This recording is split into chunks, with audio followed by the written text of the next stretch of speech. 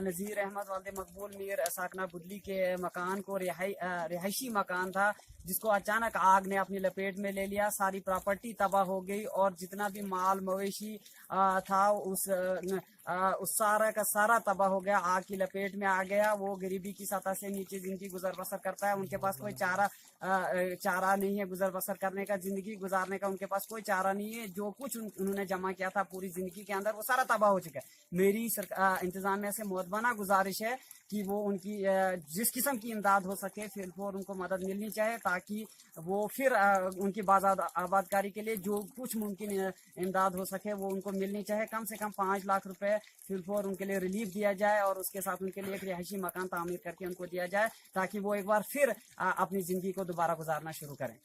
شکریہ.